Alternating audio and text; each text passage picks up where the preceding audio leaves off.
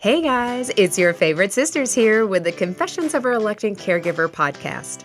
On the show, you'll hear caregivers confessing the good, the bad, and the completely unexpected.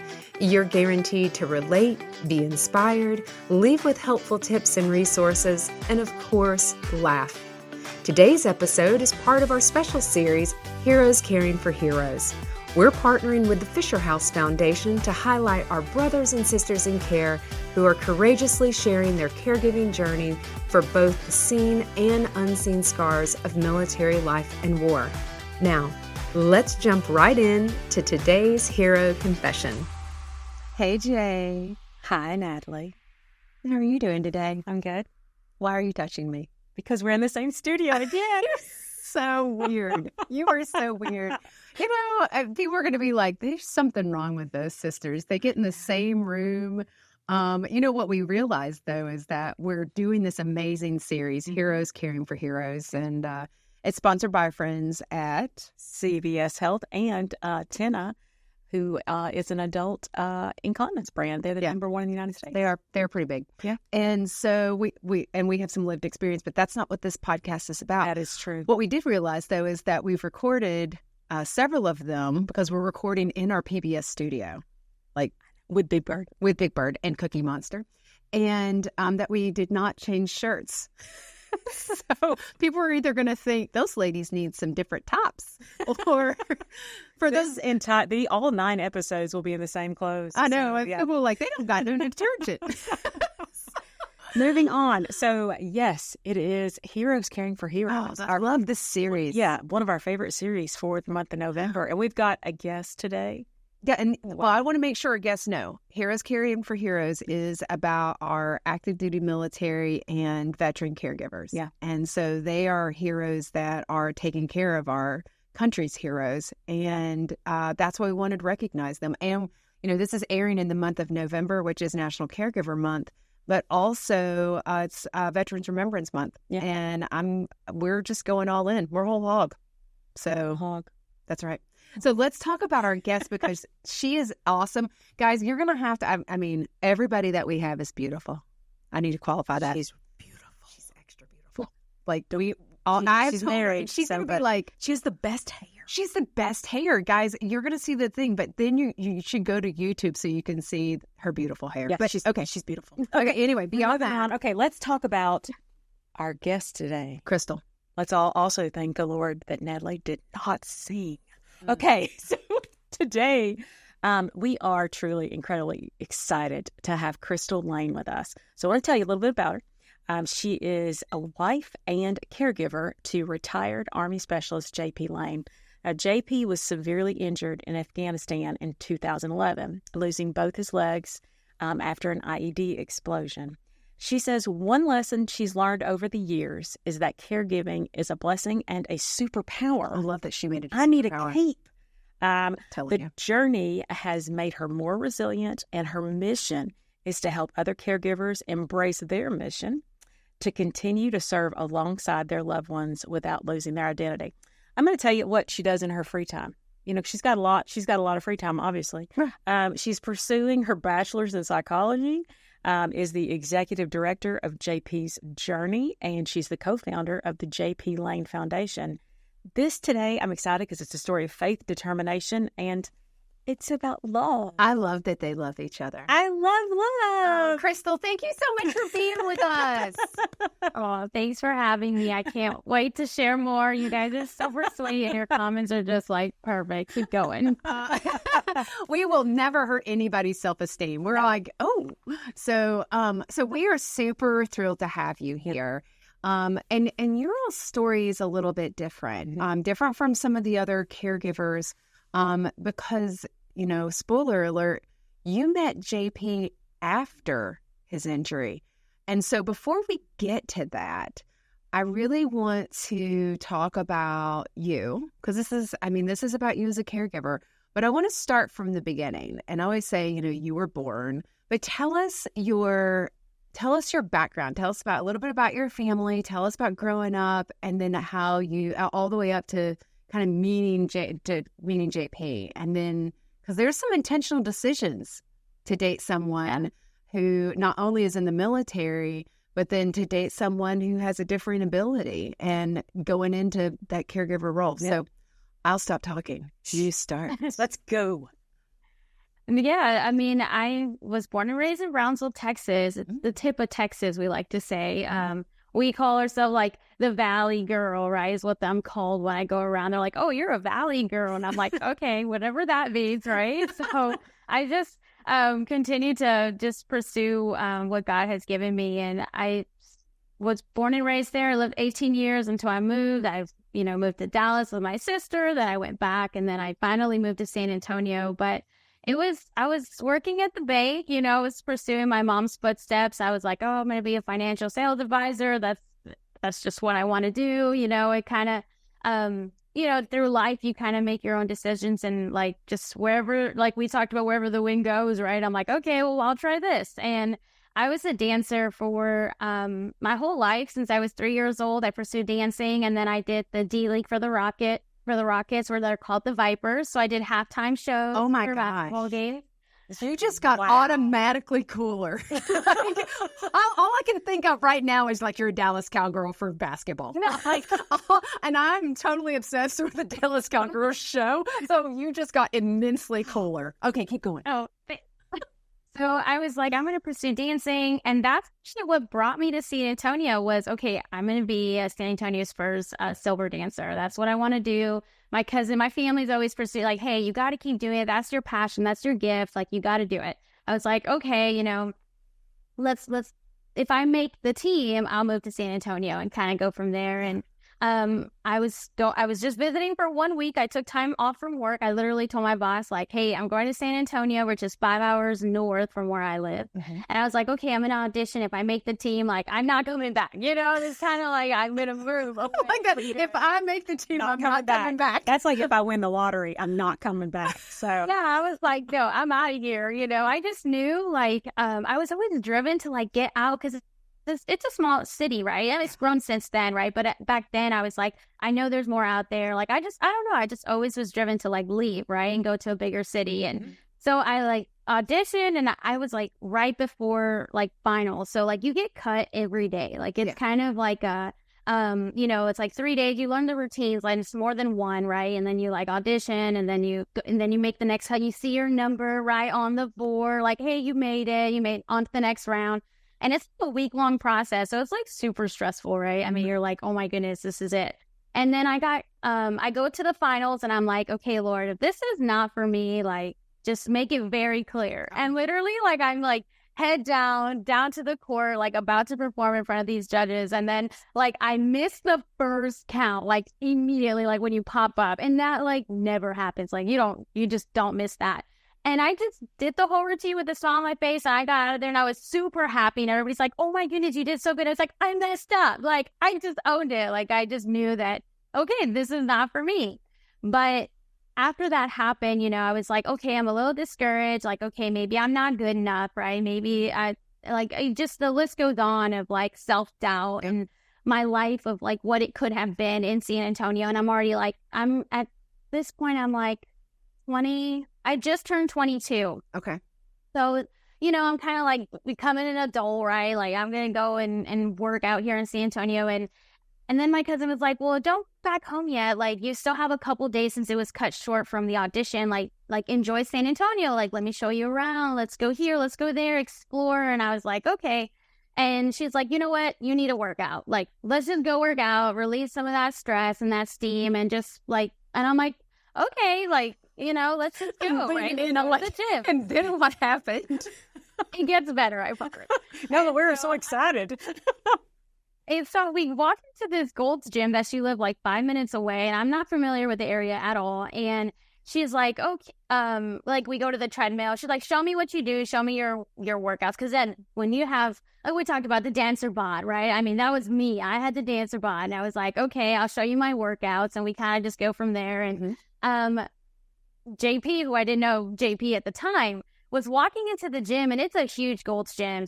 And my cousin, like, out of the blue, like, points him out, like, if she knew him, and was like, oh my goodness, that guy is so cute. He'd be perfect for you. He is cute. Little did we know that he was like like, he wasn't, we didn't see his prosthetic, so we didn't know he was an amputee, you know? So I was like, yeah, I was like, okay, yeah, that guy, like, he's cute, you know, but we didn't know that he was walking on 2 prosthetics. And because all the equipment and the gym, like, it was from far away. Yeah. And he's walking into the gym and everybody's like, hey, JP, I could hear his name. Hey, JP, hey, JP. And everybody is like, you know, I'm like, okay, who's this JP guy? Like, oh no, I'm not interested, because like everybody knows him. Like, no, not my type of guy. I'm pretty humble, you know, like that was my mindset. Like, who did it is like, people think he is, you know, and I, again, still did not know that he was a double amputee.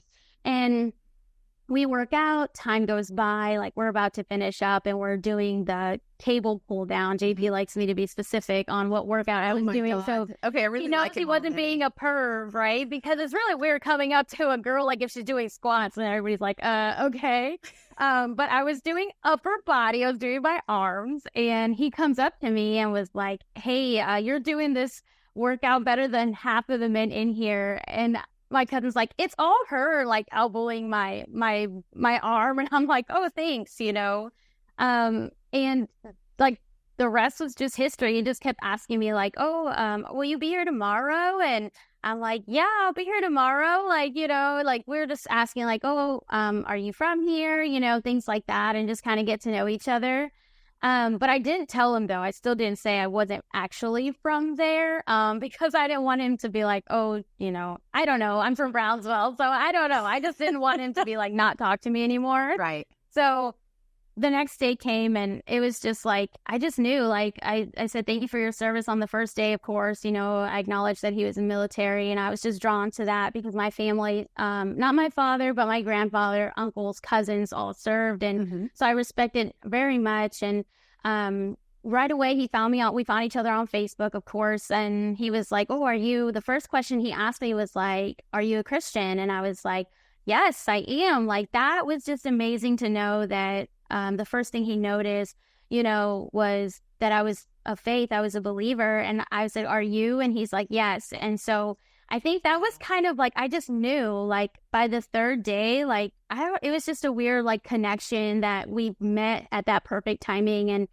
I was like, he's the one. Like, I literally went back home because, remember, I didn't live there. So I went back home and I just told, like, my family, like, my grandma, my dad, everybody, I just met the love of my life. I'm going to marry him. And they're like, you just went to San Antonio? Like, what? You were going to be a silver girl. Yeah. Like, what happened to dancing? You're like, no, I'm good. I'm going to get married. I'm getting married. Yeah. Literally. And it was so sweet because my grandmother was like, oh, God sent you over there not to make the team, but to like make a team, like you and a husband. And I was like, make a team. My goodness. I love that. I love your grandmother. I immediately align with her. Yeah. I love the grandmother. Yeah, it was just like, I knew that it was a God thing. Like, I was like, okay, you know, and 2 weeks later, I got a job transfer. I was like, okay, God, like, if you're going to make this really work, you know, like, if this is really meant to be. Yeah.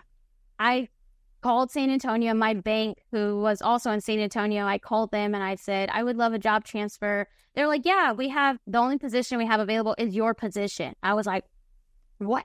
Divine like, intervention. Don't challenge the Lord. Don't say, show me. He will show you.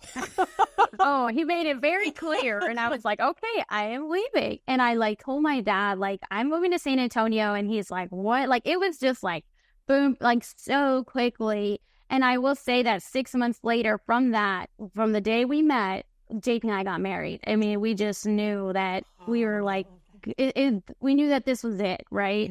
Little did we know how challenging this would be when you really don't get, you know, 6 months is pretty quick, right? I wouldn't promote that, right? I mean, of course, if it's God led, then that for us it was. We were like, hey, this is it. You know, if we want to make this happen, we got to make it work. Like, we need to be blessed by getting married. You know, we want to be blessed if we get married. So that's kind of, now we're going on 7 years. Oh, wow. Okay, so I know we need to take a break because we're going to do numbers off. I got excited at the beginning. That's what it was. Okay, she forgot to start the. It's no big deal. Okay, so we're going to take a break. We're going to come right back, and we're going to come right back because there's more. Okay. All right, everybody, we're back, and we're here with Crystal Lane. I get to ask the first question. Do it. Okay, so hardest. So what year was this that you all met and got married? Yeah. So we met in 2017 and we got married in 2018. So his injury occurred in 2011. So my first question is, when did you realize that he was a double amputee? Like, when did you realize, because you're at the gym, so when did you see that? And during that time, that 6 months before you all get married, tell me about the role that plays, the military, how all that is going through your head, because in 6 months you're getting married. Tell me about that. Yeah. So after he gave me that compliment and, I said, oh, thank you, right? And he walked away. That was actually, the time where I kind of did a head-to-toe check, right? Of course, you have to check the whole person out. Right. Let's just be real. So it was just a natural instinct for me to my eyes followed him. So I was like, I literally whispered to my cousin, I was like, he ain't got no legs. Like, I was just, I've never met, and truthfully, I had never met anybody who was an amputee and wasn't asking for money. They're out on the street. I mean, that's from where I grew up. Stereotypical. And that was, that is just automatic, right? That was kind of where my mind. So seeing him at the gym and killing it and just embracing it and just owning it, I was like, wow, that right there was just so much courage for him to do that. So I was just amazed already. After he walked away and then we approached each other a second time, I was already smiling at him. I was just so proud, even though I just met him, but I was just proud that he was there. Yeah. So that's kind of where I realized it. And then 6 months is pretty quick. So the role of a caregiver, I didn't own it yet, right? I was still we're in this lovey-dovey stage of getting to know each other. And he didn't show, when we were together, right, at the beginning and going on dates and stuff, he didn't show that, if you will, needed a caregiver, right? It was he was just, this macho guy and just I'm living my life. And then it got real when, we lived together, right? And it was okay, this is life. This is our everyday. And I didn't know that when just going on dates. It was when we got married and I moved in and everything happened, that when I saw the wheelchair, I saw the 88 bathroom, I saw just things medically that he had that I had to be aware of. And before we got married, he did lay out everything to me. This is XYZ, right? He had been on so many dates before that, women would take advantage of him and they would run away if, knowing what the truth of his life, behind the handsome face, right? This is my life. And he said that he was so discouraged speaking to women because of those reasons. They couldn't handle it. And mind you, I'm 22 years old. And the first thing that I said after he literally listened was giving me an opportunity to run before I commit kind of thing before we got married. And my first thing I said was that's it.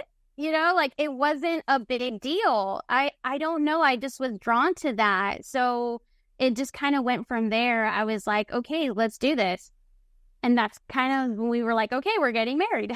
Well, let me ask you this. So let's go back to where you're from. Let's talk about some lived experience, because you were a puppy when you met him, but that's because I'm old.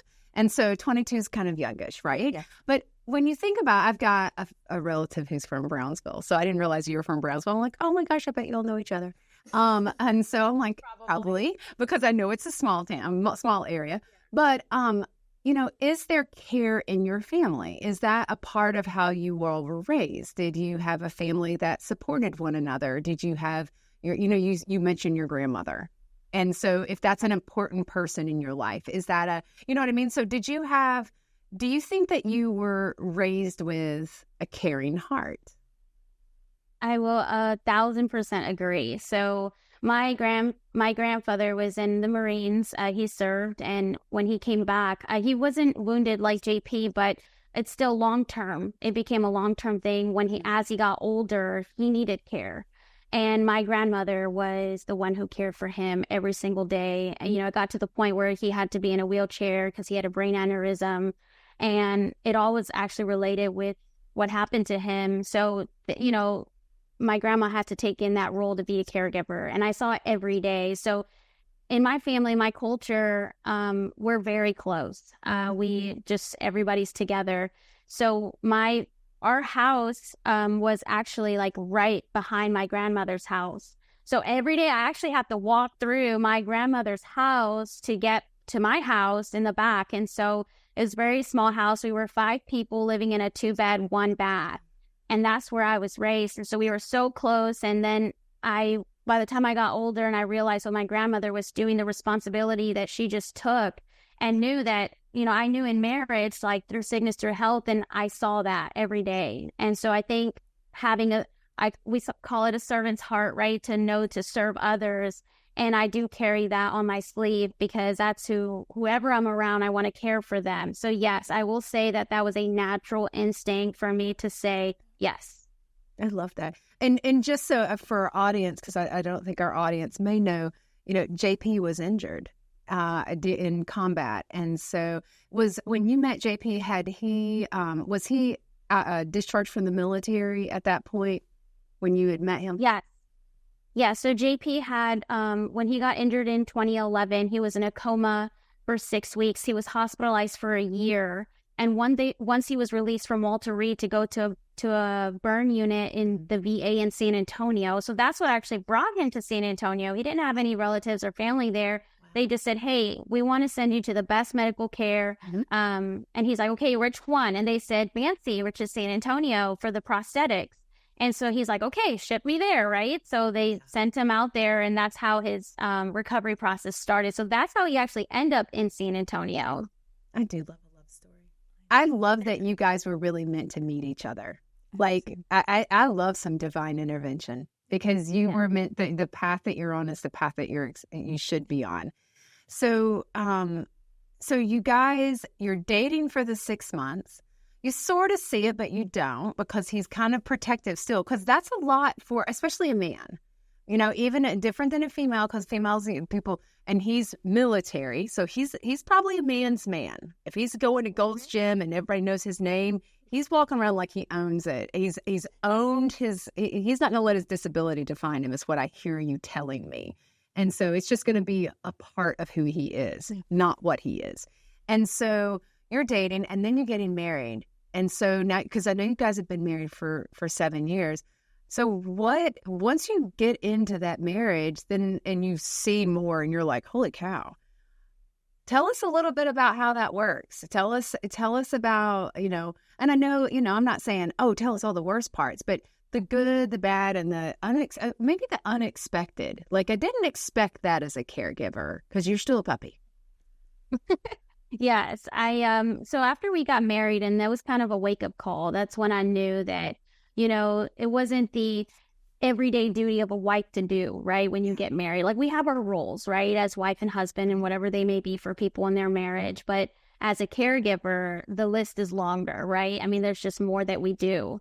And I was so immediately caring, like, if he needed something, like, I wouldn't even allow him to ask. Like, I would just get up and do it because I knew he was about to get up. So I was like super extra, because again, I wasn't aware of like boundaries, self-identity, self-control, like what he's capable of doing. Like, don't baby him, don't be his mom. I mean, the list goes on. I wasn't aware of all these things that a caregiver, now I know, but at first I was like, oh, let me do this. And I'm like running around, I mean, doing everything for him and serving him to make sure that he is well, that, you know, that he doesn't get sick. I mean, the list goes on of his medical conditions. With prosthetics, you have to wash, we call them liners, that he wears inside the sockets for the prosthetics, so it doesn't bottom out, is what we say.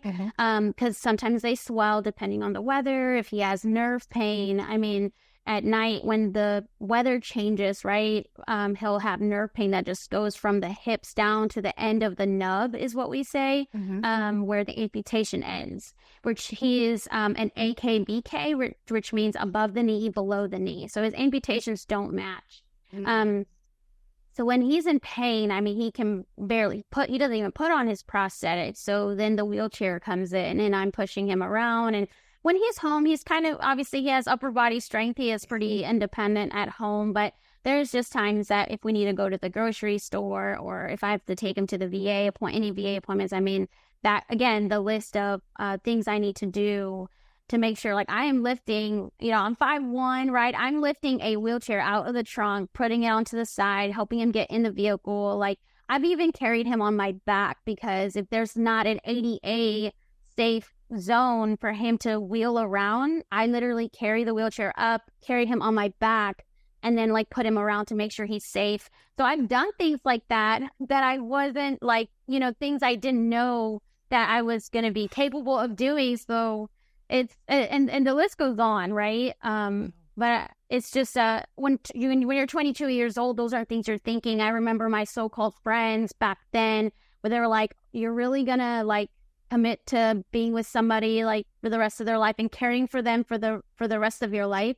And I was like, yeah, I want to. Like, it was just something that I was so drawn to say yes. And I just knew I wasn't aware of to the extent of how much I was going to do.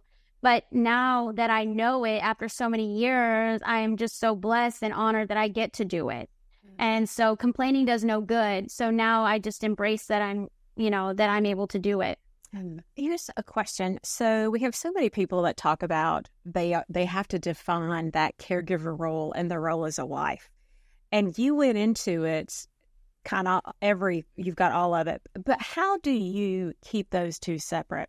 Because we had a great guest. Remember Charisma Sidnor? And she did the same thing where she married her husband, Cole, after his injury. And he's in a wheelchair. But she talked about how she was able to define that wife role because she needed to be a wife. That's who she married, was her husband. How do you do that? Tell me a little bit about that, being a wife. Yeah, so at first it was challenging for sure because I always imagine like me putting a physical hat and it says like wife on it and then like putting a caregiver hat and that role just kind of goes on top. So I imagine me doing that every time I'm about to take the role. So I just learned how to take the hat off, right? That's the way I kind of describe it.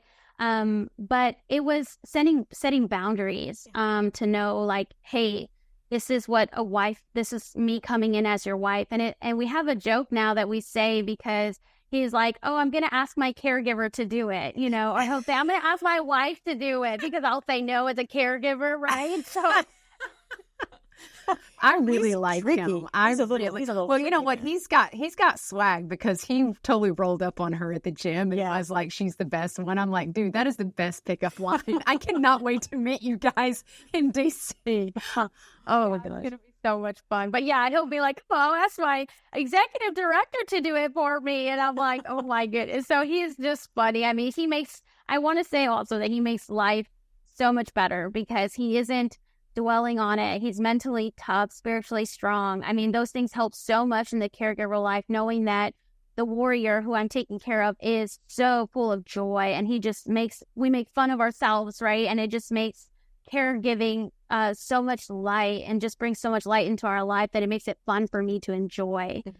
So at the beginning it was rough, and when I put on those hats and take them off, it became my identity. And that's where I struggle with at the beginning, and that's why I talk about identity so much, because I lost myself. I lost who Crystal was. If someone said, what's your favorite color? And I'm like, I would say everything JP would say. I mean, literally, like I was one with him. And they were like, what do you do for fun? And I was like, oh, JP and I go so and so and so, right? Like it was just always like something we do because we're together 24/7, but I still couldn't separate who Crystal was and what her passions were, what her purpose was in life. And that's kind of when I realized, I literally prayed and I said, God, who do you say I am? Who do you, as your child, your daughter, I'm like, how do I, how I'm a child of God first and then everything else. And that's when I kind of realized, okay, like our plans will align, they are going to align, but we could still have our own mission in life, but they still come together at the end. And that's when I was like, okay, I got this, And so I started separating like, okay, Crystal, like right now you're being a wife, now love on your husband, care for him in that way. And then, okay, Crystal, caregiver mode. Like the moment that he starts like feeling sick or, I need to like wash his liners. I got to check if he has any open wounds. Whatever I need to do, especially when we travel. Caregiver mode is definitely always up on top because it's like traveling can be a pain sometimes, but I just make sure that he's good. And then, if being a role as a friend, just listening to him, what he needs, and just kind of cheering him on, being that cheerleader for him as he's up on stage. Because, as you know, we're not the regular couple, right? I mean, we just continue to travel all over the place to just share his testimony of what God's done in his life. And so we're in front of a lot of people, but we love that. That's kind of his way of continuing to serve. Yeah. I love that. Hope. She's fantastic. I know. I like JP though too. I know. Well, we don't give him too much credit. No, because honestly, it's her. It is. Yeah. I mean, because you're the caregiver. But I mean, so I think I know there have been some. So you guys have, and I'm kind of stumbling over because I'm trying to think about how I want to say this. You guys have taken what has happened to him in his life, and you're going and you're trying to bless it forward and say, to encourage other people, whether they've had this injury or not. Because, I know you all go out and do have motivational speaking to say, hey, you can do this. And I know that you also work with Helping a Hero. And they have been, because they're ambassadors with Helping a Hero. Right. And I do want you to tell me a little bit about that, because I think they came in and blessed your all's lives, and then you decided to bless them right back. Yeah, so Helping a Hero is a great organization that builds adapted homes for those who've been wounded in combat.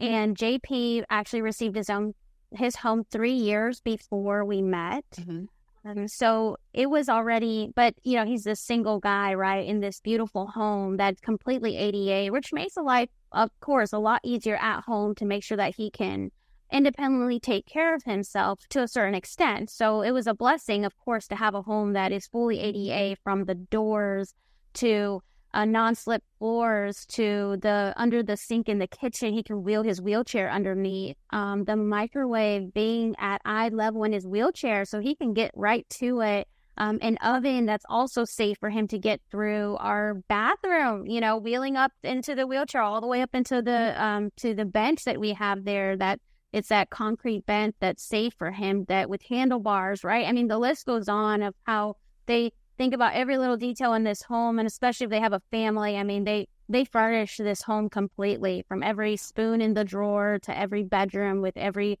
towel that's in the bathroom. I mean, it is amazing what they do. And so when he received his home and I came in, and he was already, I guess in a marriage, right? It's kind of like you're set, right? You have a home, you now have a wife, right? Like, let's make this work. So it was a smooth transition for me in that aspect. But it's wild for me to even say that my home where I grew up, which we had found, it was less than 700 square foot. Yeah. That it could fit our garage, for me, I'm like, oh my goodness, this is a mansion, right? This is so nice. And it was just a blessing that Helping Heroes done that countless times. And we just came back from Spring, Texas last night to award another warrior a home with Johnny Morris from Bass Pro. And it was just amazing. He's a single leg amputee. There's countless stories. We know Shiloh, who's been burned from head to toe. It's just, we know Gabby, who was an Army medic who got injured and she's now paralyzed. And there are just countless of them out there that need homes to make their life easier for them and their families. And so we love representing them. Well, and I need to take a break just real quick. I do. Because I need some more caregiver side from her. I do. Okay, we're going to take a break. We'll be right back. All right, everybody. We are back here with Crystal. We got more questions. I know. But we're going to have to talk about her. Let's talk about her. Okay, Crystal. So you've been married for 2018, 6 years. You're going on almost 7 years. You're going to get there pretty soon. Is there anything when you look over it now, because you guys are doing some amazing work? Mm-hmm. I've looked at this website you guys have. Very so you guys are on it. They're moving and shaking. I know. And it's like I look at my marriage, I'm like, dude, if I could have picked Brad Pitt, I might have gone that way. I don't know. Or maybe Joel Osteen. I don't know. He's a nice guy. Yeah. So is there anything that you feel like because of this caregiving role that you've missed out on, is there anything that you've like, maybe I have a regret on this? That's a hard question because, JP might be listening, but tell me about that. Yeah. So at the beginning, it was actually an idea that God downloaded because I was like, when I heard his story at first, right away, I was like, oh my goodness, you need to share your story like out there. So JP wasn't doing public speaking before we got together. JP did public speaking because when I came into the picture, I was like, hey, you need to share your story, the testimony that God's given you. Like, we need to go all over. So I actually quit my job. And yeah, I just was like, I'm going to own this. I want you to go out there. And I quit my job. We created JP's Journey. Because I was like, it's your journey. Like, let's do this. And I literally owned it. And I was like, okay, I'm going to learn how to do invoices, how to do bookings. I don't know what I'm doing, right? I'm going to learn how to reach. So I did like 100 and I don't know how many cold calls a week. Like, hey, I have a phenomenal speaker. He has a powerful testimony. I would love for him to be in front of your audience. I mean, literally cold call, cold emails. And it finally took one church to say, okay. And I was like, oh my goodness, I literally went up to him. I was like, I got us our first gig. I hope you can speak. I'm like, I really don't. Hope you can speak. I've never like heard him share his story live before, right? So I was like super like, I was just like, I hope you're ready. Like, this is it, And it just like went from there. And so that busy life had really like, that's when I was like, God's given me the gift to talk to people, to help others. But I did feel at the beginning like, oh my goodness, if I did not marry JP, where would my life be? Right? You kind of reflect over like, okay, if this did not happen, if I didn't meet him at the gym, if I would have just made the team, that would have just changed everything. Like if I actually went there to pursue my dream.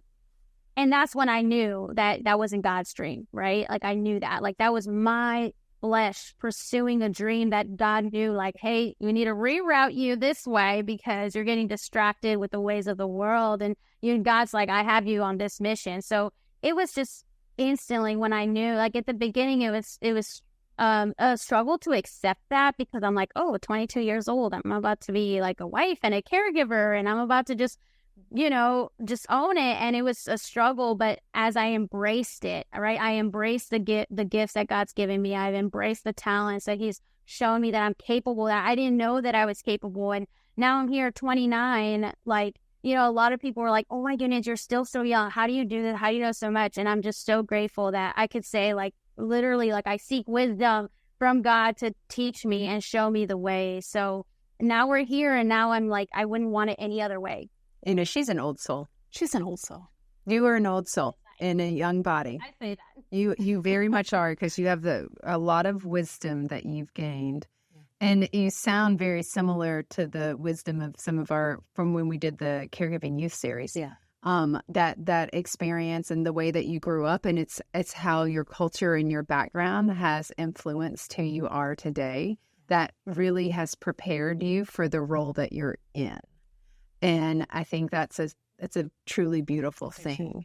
Let me ask you a question, because you mentioned something about the friends.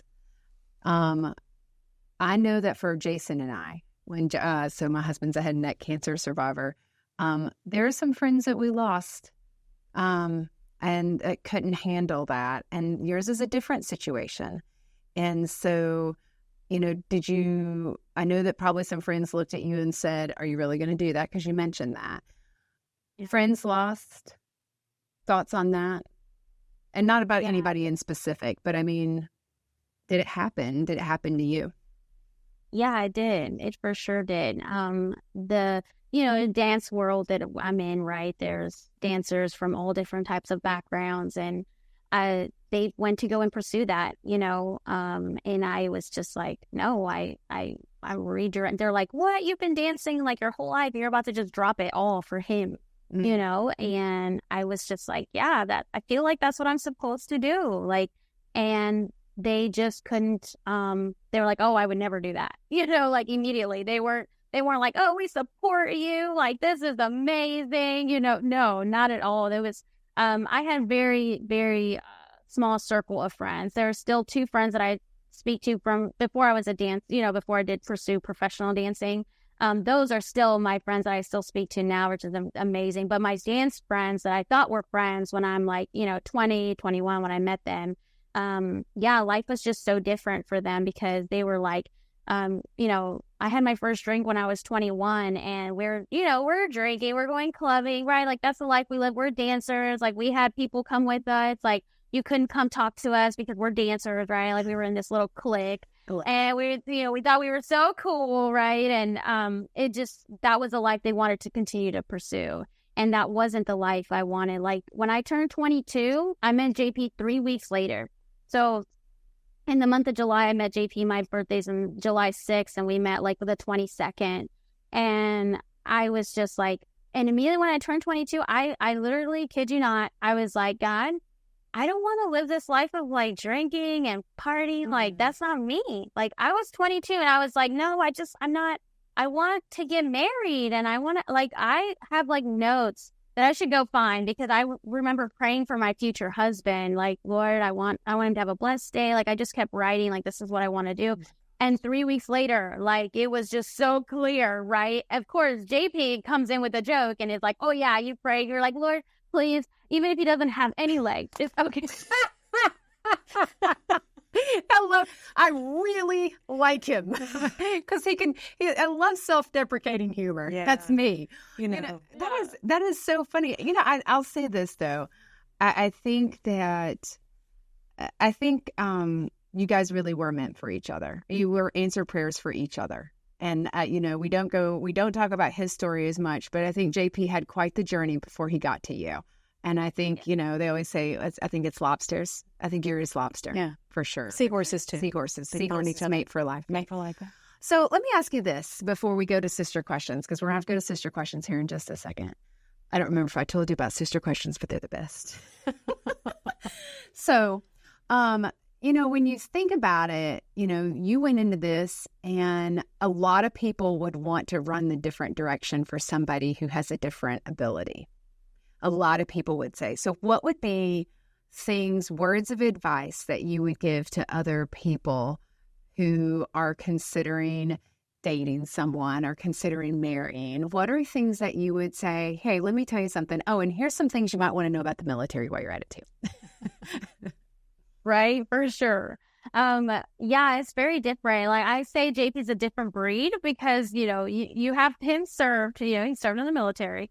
Then he got wounded, he came back different, right? And now it's like he's recovered. And it's like, I always say he's a different breed. And it takes a special person to love someone who served in the military. And it really does because we don't understand, everything that they, pretty much 90% of the things that they've seen and done, especially if they've been in the combat zone. Mm-hmm. And so I think making sure that you know who you are first before you know that you're about to commit and become one with somebody else, because I will say this, you will lose who you are in the process if you're not firm in what you want and what you're going to do in life. But with that, I still say that allow God to lead you because, when you think you have a dream of one way, God will literally 180 say, this is the way you need to go. And I wasn't, I just embraced it as I got older and I learned, and we had our trials. We went up and down, I share this with others that JP and I, after a year and a half of being married, and some of my family, if they're listening and they've never heard me say this, but we almost got divorced and nobody knew. Nobody knew that JP was ready to end our marriage because he was like, this is hard, right? I can't do this. And I was like, oh my goodness, like, this is crazy. Like, I've never seen this side of him. And we had to separate for a little bit because we had to go back to, this is what we want. This is what we're going to do. And we chose each other for a reason. And so we had to be reminded of why we were together first. And it took that to kind of do a refresher. So like, even if you lose yourself in the process of becoming one with someone, you got to stop and reflect like, hey, we're together for a reason. Now let's find that reason again. Because we'll forget that over time. And so now we're going strong on 7 years, and we wouldn't have been able to see that if we would have just thrown in the towel. And I tell people, like, hey, I've learned like listening to so many marriages, and they've, and when you find the one, even if it's your third husband or wife, right? Like I get that, because God will lead people to you. I said, but if I always say, like, if marriage was easy, everybody would stay married. That's right. And it's not. It takes a lot of work, and so that's what we had to quickly learn as a young couple. Hey, this is going to take a lot of work. It's going to be very painful, but you'll get through it together. I think that's probably the most sage advice in that sense too. And Crystal, the fact that you guys could see that. I mean, you are a small package, but you are very mighty. And I don't think he knew what he was really getting. You open her and confetti shoots out. Like, he had I'm not no gonna lie idea. to you. And honestly, she does remind me of Gracie. And because I know where you come from, and that spirit and that determination, I don't see you as a quitter, and I don't see you allowing him to either. That's what I thought. Yeah. And so It was tough, because when he it's crazy you say that, because when we first were going through like a separation and life was happening, I literally told him, I'm like, you go on stage, because at that time he's already doing public speaking, right? He's already telling everybody, don't give up in life. Don't, you gotta stay firm. He's already motivating them with their story of how he's overcome so much. You adapt and overcome. I mean, he is literally like, those messages, he should be in the audience, right? When he's saying all these things, because we're going through a separation. And I'm like, when you go out he said this, he said, in the military, he's like, we train and train and train to get ready for combat. And he's like, this is my mission. Like, I can't give up. Like, I need to, like, as much as I pour into the military, everything that they taught me, I have to embrace that in my marriage. Like, I need to train and train and train. I was like, yeah, you don't give up, right? Like, so you are 100% right. We weren't going to give up on each other. And even though he's, for a moment, it took a moment for him to kind of like, oh my goodness, what am I doing? Like, I can't give up, And it took a lot, because it took a lot for me to go back and just pray on my knees. I'm like, Lord, what do you want me to do? And he's like, I got JP. Let's work on you. And I was like, okay, let's work on me, right? What do I need to change? What do I need to do to love him the way I need to love him, the way you see him? Like, help me see him the way you see him. And it took that much for me to be like, okay, I got this. So it was a lot of learning, for sure. We learned from other couples, of course, that have been there and done that. Yeah. Oh, trust me. If everyone listen to this, if they're married or have been married, and if you will be married, you should listen to this, because marriage isn't easy. And when you throw in caregiving on top of it, it tested my own marriage.